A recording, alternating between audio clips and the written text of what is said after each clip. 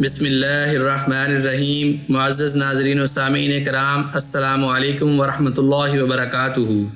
نبیوں کی اولاد میں سے ایک بڑے نیک شخص گزرے ہیں، ان کا نام تھا عمران۔ ان کی کوئی اولاد نہیں تھی، ان کی بیوی بھی بڑھاپے کو پہنچ چکی تھی۔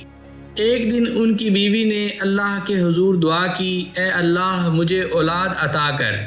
اللہ نے ان کی دعا قبول فرما لی۔ بچہ پیدا ہونے کی امید ہوئی تو انہوں نے منت مانی، اے میرے رب، بے شک میں نے منت مانی ہے کہ جو بھی بچہ میرے پیٹ میں ہے وہ تیرے لیے ہی وقف ہے، چنانچہ تو اسے مجھ سے قبول فرما، بے شک تو ہی خوب سننے والا اور جاننے والا ہے۔ یعنی یہ بچہ بیت المقدس کی خدمت کے لیے وقف ہوگا، اللہ کی عبادت کرے گا اور اللہ کے دین کے لیے آزاد ہوگا۔ اب انہیں کیا معلوم تھا کہ ان کے ہاں لڑکا ہوگا یا لڑکی؟ ہوا یہ کہ لڑکی پیدا ہوئی۔ انہوں نے بچی کو دیکھ کر کہا، اے پروردگار، میرے ہاں تو بچی پیدا ہوئی ہے۔ ان کا مطلب تھا لڑکی کس طرح بیت المقدس کی خدمت کرے گی۔ ساتھ ہی انہوں نے اللہ سے مخاطب ہو کر کہا، اے پروردگار، میں نے اس بچی کا نام مریم رکھا ہے، میں اس کو اور اس کی اولاد کو شیطان مردود سے تیری پناہ میں دیتی ہوں۔ یعنی جس طرح انہوں نے اپنی بیٹی مریم کے لیے دعا مانگی، اسی طرح مریم کی اولاد کے لیے بھی دعا کی، یعنی عیسیٰ ابن مریم علیہ السلام کے لیے۔ رسول اللہ صلی اللہ علیہ وآلہ وسلم کا ارشاد ہے، جو بچہ بھی پیدا ہوتا ہے شیطان اسے چھوتا ہے، اس چھونے کی وجہ سے بچہ روتا ہے، مگر مریم علیہ السلام اور عیسیٰ علیہ السلام کی پیدائش کے موقع پر اللہ تعالیٰ نے انہیں شیطان سے محفوظ رکھا۔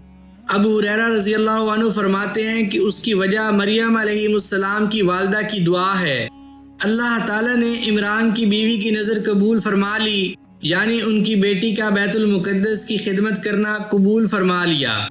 حضرت مریم علیہ السلام پیدا ہوئی تو یتیم تھی، والدہ نے دودھ چھڑایا تو ان لوگوں کے سپرد کر دیا جو مسجد اقصیٰ کے متولی تھے، اس لیے کہ انہوں نے یہ نظر مانی تھی کہ وہ اپنی اولاد کو خاص بیت المقدس کی خدمت کے لیے وقف کر دیں گی۔ اس وقت جو لوگ مسجد میں رہتے تھے اللہ کے عبادت گزار نیک بندے تھے، ان کا آپس میں جھگڑا ہو گیا کہ مریم کی کفالت اور تربیت کون کرے گا۔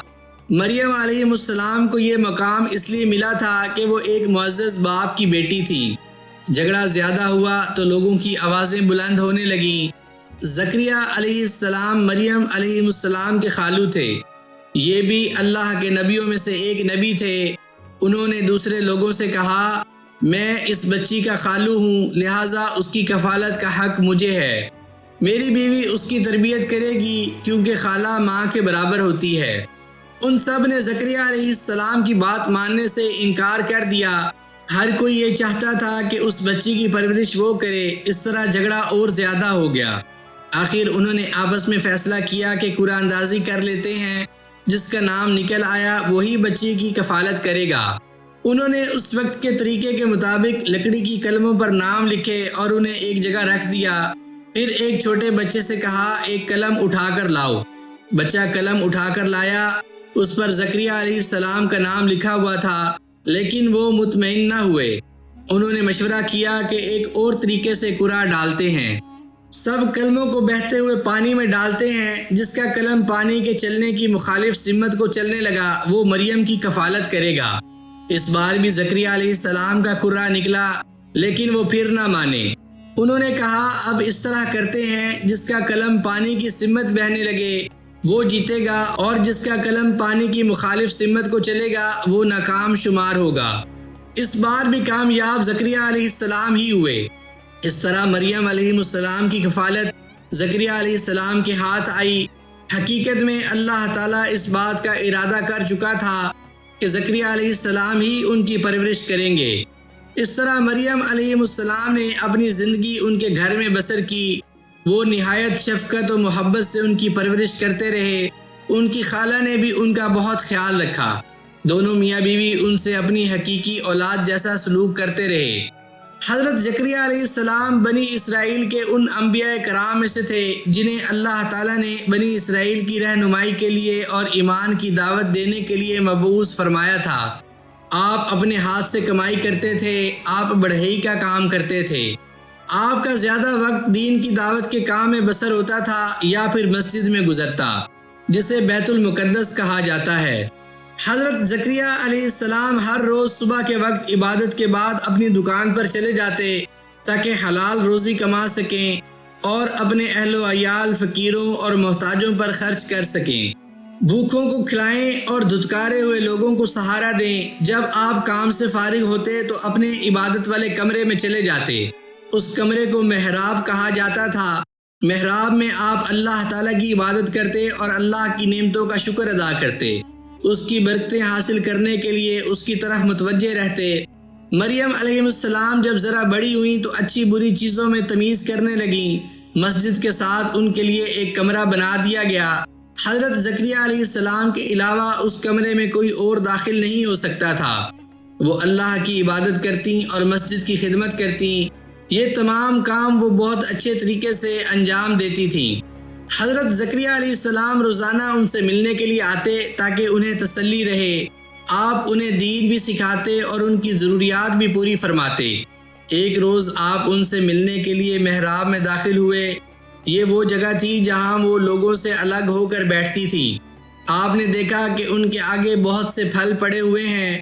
وہ بہت حیران اور پریشان ہوئے کیونکہ وہ پھل تھے بھی بے موسم، مطلب یہ کہ بازار میں ان دنوں وہ پھل نہیں ملتے تھے۔ چنانچہ انہوں نے حیران ہو کر پوچھا، مریم یہ پھل کہاں سے آئے ہیں؟ جواب میں مریم علیہ السلام نے کہا، یہ اللہ کی طرف سے آئے ہیں۔ اس سے صاف ظاہر ہے کہ اللہ تعالیٰ مریم علیہ السلام کو اپنے پاس سے کھلاتا پلاتا تھا، اس لیے کہ وہ اللہ پر ایمان لائی تھیں اور انہوں نے اللہ پر بھروسہ کیا تھا، اللہ کی رضا کے لیے ہر وقت عبادت کرتی تھیں۔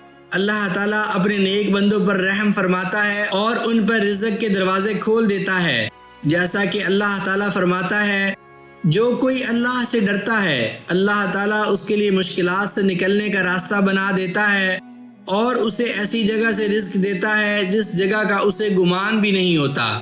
جب حضرت زکریا علیہ السلام نے دیکھا کہ اللہ تعالیٰ حضرت مریم علیہ السلام کو موسم سرما کے پھل موسم گرما میں اور موسم گرما کے پھل موسم سرما میں کھلا رہا ہے تو انہیں اس وقت بچے کی خواہش پیدا ہوئی، حالانکہ ان کی عمر اس وقت ڈھل چکی تھی۔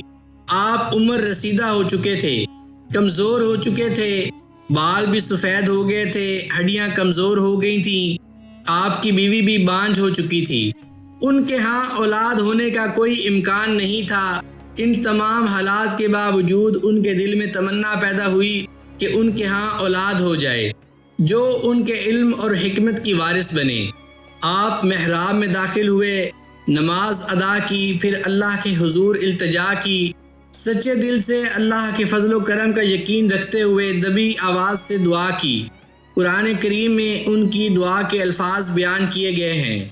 معزز ناظرین و سامعین کرام، حضرت زکریا علیہ السلام نے اولاد کے لیے اللہ تعالیٰ سے کیا دعا مانگی اور اس کے بعد ان کی زندگی میں کیا حالات و واقعات پیش آئے، یہ سب جان پائیں گے آپ اس کے بعد میں آنے والی ویڈیوز میں۔ اگر آپ کو آج کی ویڈیو پسند آئی ہو تو اسے لائک، شیئر اور سبسکرائب ضرور کر دیجیے گا اور مجھے اپنی دعاؤں میں یاد رکھیے گا۔ جزاک اللہ۔